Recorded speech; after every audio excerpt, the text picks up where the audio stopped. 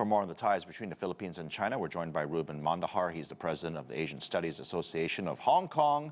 Reuben, good to have you on the show. Really appreciate it. Walk us through a little bit about this relationship between the two countries and how we got to where we are today. Okay, I think the first thing, the elephant in the room, there's a big wound in this body of relationships between Philippines and China. It's a bit historical, but it's also compounded by the geopolitical developments that has transpired in the past 25 years. Now, I think everyone knows that the biggest issue here is the South China Sea, but at the same time, the relationships are at different levels. So the solution to this big wound of the South China Sea is not going to be solved by this presidency, nor the next one, nor the next after next, nor the previous one. So this is going to be a big wound there, but it does not stop from letting the other minor relationships become also significant, major in a way, like the economic relationships, Reuben, what we call the soft power relationships. Reuben, what's the issue with the South China Sea? Well, one is sovereignty. The other one is how to recognize the decision of the Permanent Court of Arbitration in The Hague in 2016. And then what to do with, you cannot force China to just succumb to this kind of decisions of the Permanent Court of Arbitration. China is a major power in the world. It's like going to put China to lose face. That cannot happen. Right. So right. that's Okay. not the way to solve this. So I appreciate the background on it. So there has been some talk that there has been progress on this particular issue, or the elephant in the room, as you call it. What could we expect possibly that would be a positive movement forward, whether it's from this meeting or possibly the next meeting? I'm sure they are discussing this. I would go back to what Deng Xiaoping said. Let us not concentrate on that issue or those issues that divide us, but let us go to those issues that unite us. So this means joint development of energy sources, for example, which they have begun. And President Xi said that he is open to resuming these talks because it collapsed somehow last year.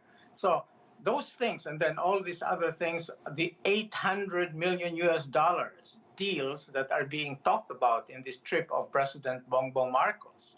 So that's significant. So I think these are what we call those other types of relationships that will kind of get the connection between the Philippines and China going, people to people, and all of those things.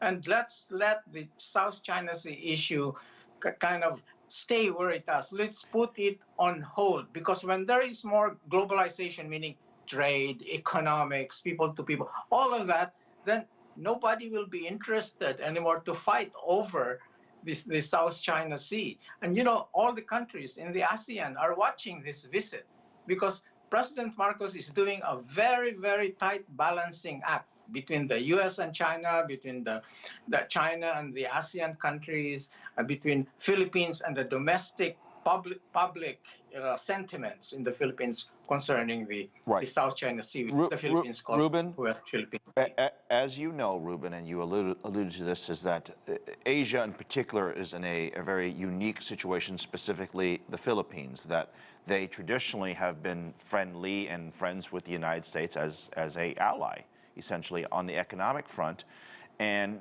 lots of partnerships with the United States. Now walks in more partnerships with China. In other words, the Philippines is getting courted by both superpowers, if you will. It's a great position to be in. What does the Philippine government, what do they want?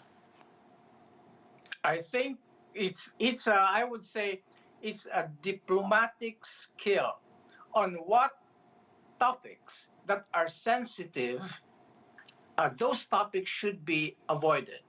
So let's go to those topics that are not that sensitive, because the relationship with China is more economic. The relationship with the United States is more historical. So they are from two different platforms. So in other words, they don't have to be conflicting necessarily. So you can develop the economics and you can develop the historical, and that can go on side by side.